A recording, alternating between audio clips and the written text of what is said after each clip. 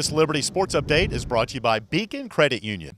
We're less than a month away from the start of college baseball season, and for more on that, we visit now with the head coach of the Liberty Flames, Scott Jackson, who's entering his third year at the helm of the program. And, Coach, it's always an exciting time of the year. The kids are back on campus, and the first official team practice is coming up here. How excited are you and your staff? Well, we are. We've got a lot of work to do in 30, 31 days, but for the most part, you can sense it with our guys. We had a bunch of them, pretty much the whole team back in here early working on their own before, classes officially started. So that's always a good sign. A lot of energy in the locker room and on the field the first couple days. So, we're chomping at the bit to get out there and get a scrimmage in. Yeah, and hopefully Mother Nature will start to cooperate a little bit more here. It's been a little nippy and a little snowy the last few days, but you got that turf field out there and got the indoor hitting tunnels. I know the guys have been working hard in those. Yeah, they have, and hats off to our grounds crew who broke up some of that sleet and the stuff that was on our field, and we haven't been sidetracked at all. We were able to get on the field right away on Monday, and there was some stuff, some little mess pushed to the side, but we were able to get everything we needed to get done, and those guys have been great in trying to make sure that we don't have any holdups and anything that's going to get in our way of being productive here right off the bat. And that's so important early on, especially because I think in those first couple of weekends of the season, you can tell the teams that have not been able to get work in outside, and they tend to struggle on little things, pop-ups, different things like that.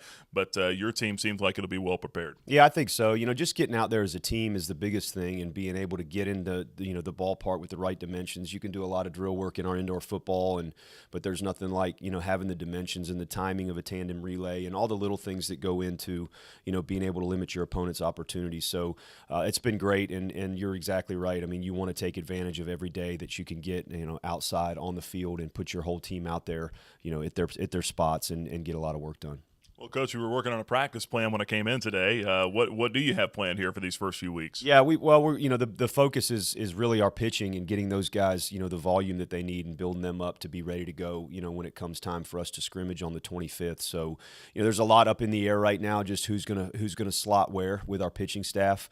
So there's a lot of good healthy competition. I think the biggest thing for us is exactly what we alluded to, was getting those pitchers the volume there and getting them ready to go.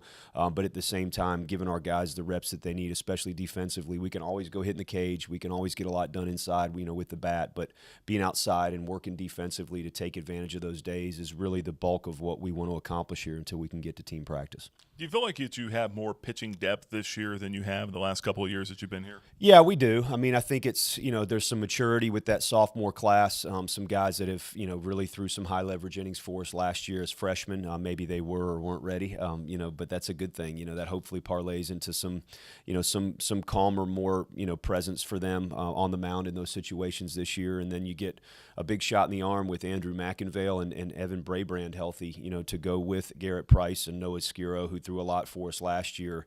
And then, you've got David Erickson, Joe Adamets, Troy Britt, some of those, young freshmen that are going to be ready to pitch for us at this level this year. So, yeah, we feel good about it.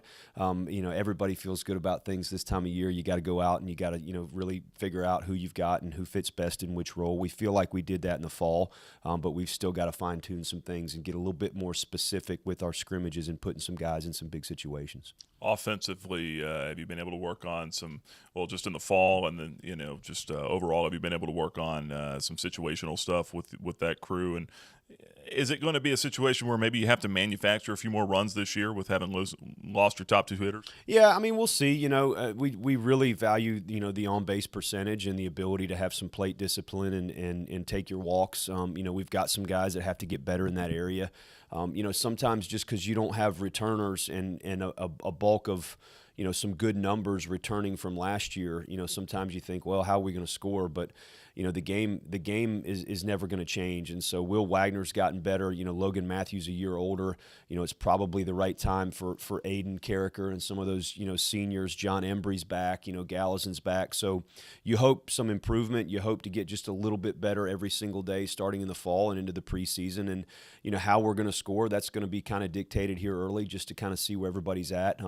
We're probably going to have to be one of the best teams in the country with the runner at third and less than two and take advantage of all those opportunities opportunities. As much as we scored last year and had a pretty good, offense, we weren't very good in those situations. So, we've got to take care of those. And matter of fact, we'll work on that today. That's one situation that we're going to work on with our hitters today, and really try to get better and set the tone there as we get ready to go.